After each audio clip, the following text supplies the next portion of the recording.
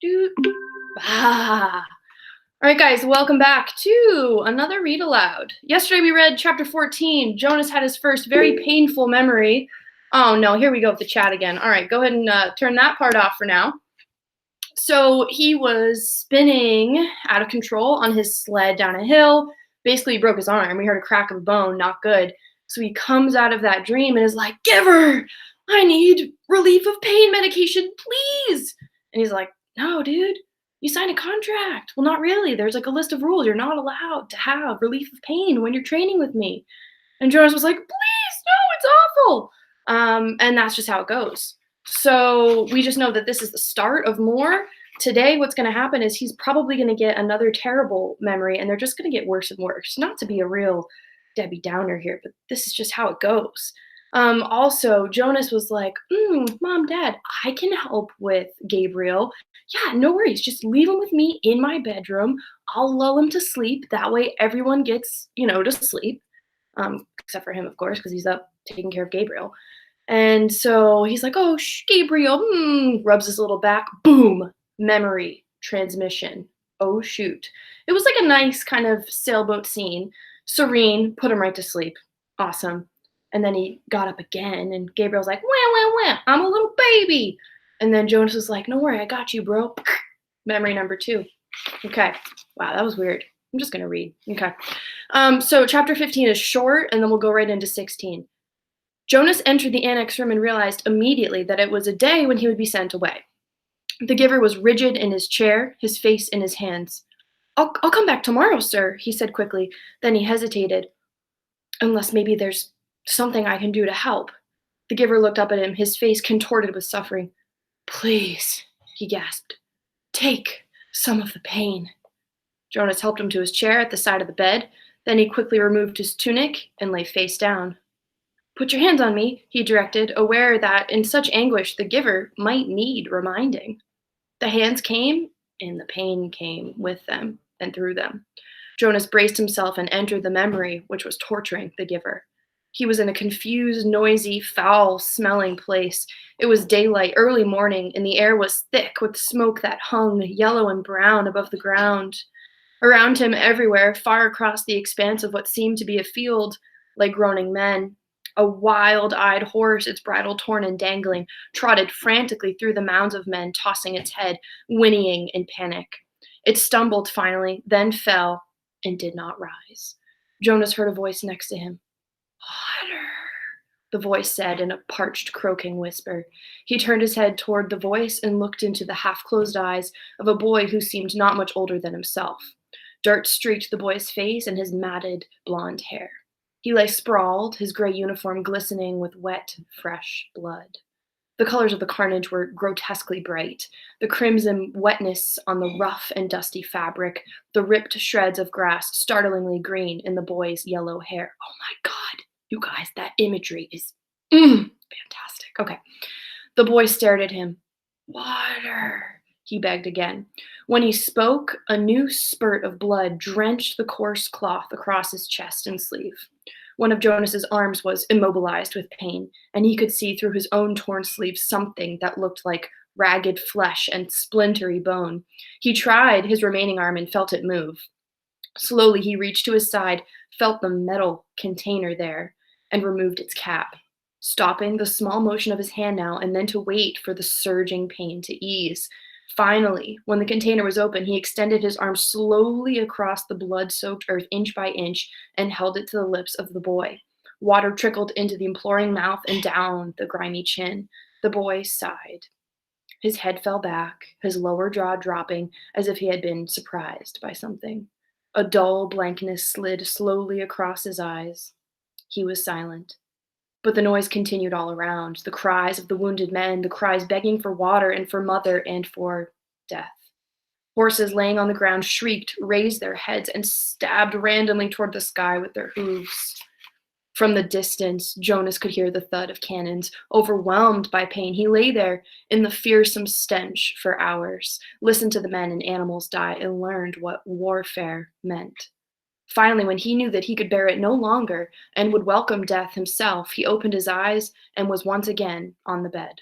The giver looked away as if he could not bear to see what he had done to Jonas. Forgive me. Whoa. Okay, on to chapter 16. Jonas did not want to go back. He didn't want the memories, didn't want the honor, didn't want the wisdom, didn't want the pain. He wanted his childhood again. His scraped knees and ball games. He sat in his dwelling alone, watching through the window, seeing children at play, citizens bicycling home from uneventful days at work, ordinary lives, free of anguish because he had been selected, as others before him had, to bear their burden. But the choice was not his. He returned each day to the annex room. The giver was gentle with him for many days following the terrible shared memory of war. There are so many good memories, the giver reminded Jonas, and it was true. By now, Jonas had experienced countless bits of happiness, things he had never known before. He had seen a birthday. What's happening out there? He had seen a birthday party with one child singled out and celebrated on his day, so that now he understood the joy of being an individual, special and unique and proud. He had visited museums and seen paintings filled with all the colors he could now recognize and name. In one ecstatic memory, he had ridden a gleaming brown horse across a field that smelled of damp grass and had dismounted beside a small stream from which both he and the horse drank cold, clear water. Now he understood about animals, and in the moment that the horse turned from the stream and nudged Jonas's shoulder affectionately with its head, he perceived the bonds between human and animal. He had walked through the woods and sat at night beside a campfire. Although he had, through the memories, learned about the pain of loss and loneliness, now he gained, too, an understanding of solitude and its joy. What is your favorite? Jonas asked the giver. You don't have to give it away yet, he added quickly. Just tell me about it so I can look forward to it, because I'll have to receive it when your job is done. The giver smiled. Lie down, he said. I'm happy to give it to you. Jonas felt the joy of it as soon as the memory began. Sometimes it took a while for him to get his bearings, to find his place, but this time he fit right in and felt the happiness that pervaded the memory. He was in a room filled with people, and it was warm with firelight glowing on a hearth. He could see through a window that outside it was night and snowing. There were colored lights, red and green and yellow, twinkling from a tree, which was, oddly, inside the room. Okay, I really hope you understand what's happening here. Have a little mental image in your head. On a table, lighted candles stood in a polished golden holder and cast a soft flickering glow. He could smell things cooking and he heard soft laughter. A golden-haired dog lay sleeping on the floor. On the floor, there were packages wrapped in brightly colored paper and tied with gleaming ribbons. As Jonas watched, a small child began to pick up the packages and pass them around the room to other children, to adults who were obviously parents, and to an older, quiet couple, man and woman, who sat smiling together on a couch. While Jonas watched, the people began one by one to untie the ribbons on the packages, to unwrap the bright papers, open the boxes, and reveal toys and clothing and books. There were cries of delight. They hugged one another. The small child went and sat on the lap of the old woman, and she rocked him and rubbed her cheek against his. Jonas opened his eyes and lay contentedly on the bed, still luxuriating in the warm and comforting memory. It had all been there, all the things he had learned to treasure. What did you perceive? The giver asked. Warmth, Jonas replied, and happiness, and, let me think, family. That it was a celebration of some sort, a holiday. And something else. I can't quite get the word for it. It will come to you. Who were the old people? Why were they there? It had puzzled Jonas seeing them in the room. The old of the community did not ever leave their special place, the house of the old, where they were so well cared for and respected. They were called grandparents. Grandparents? Grandparents. It meant parents of the parents long ago. Back and back and back, Jonas began to laugh. So actually there could be parents of the parents of the parents of the parents. The giver laughed too. That's right. It's a little like looking at yourself, looking in a mirror, looking at yourself, looking at a mirror. Jonas frowned. But my parents must have had parents. I never thought about it before. Who are my parents of the parents? Where are they? You could go look in the Hall of Open Records. You'd find the names. But think, son, if you apply for children, then who will be their parents of the parents?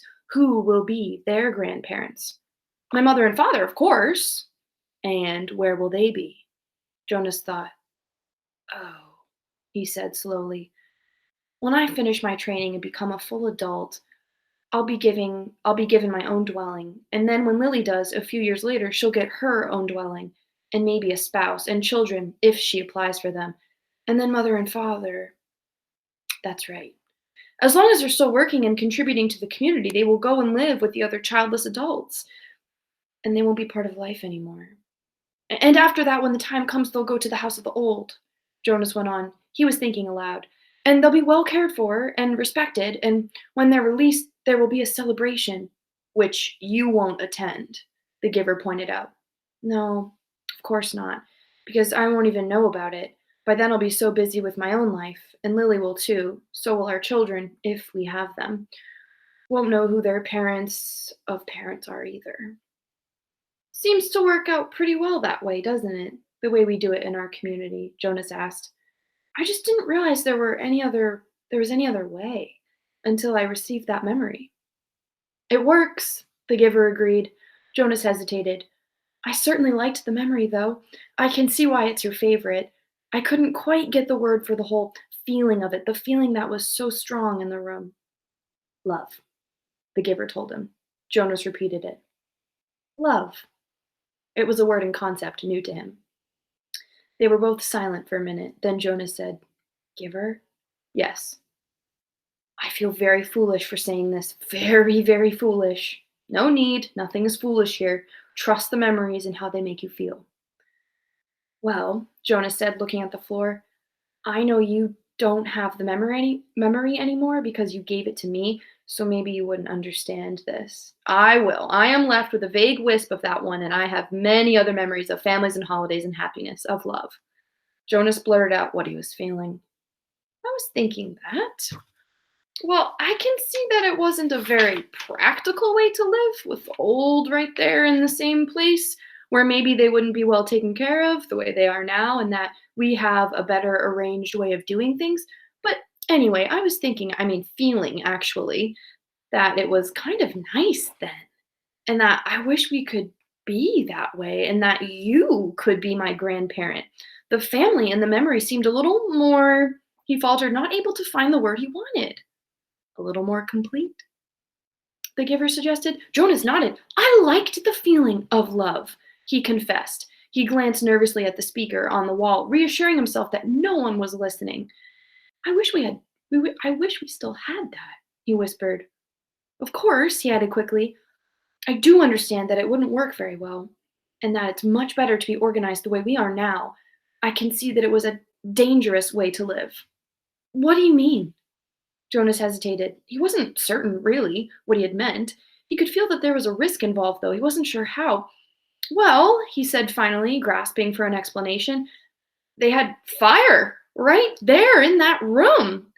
There was a fire burning in the fireplace, and there were candles on the table. I can certainly see why those things were outlawed.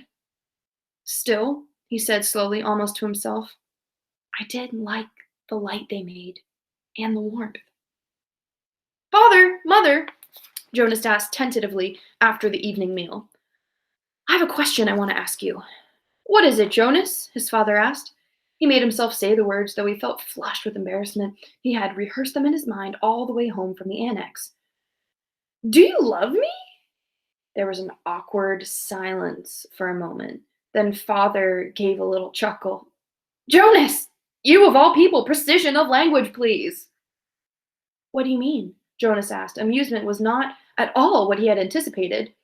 Your father means that you used a very generalized word, so meaningless that it's become almost obsolete, his mother explained carefully.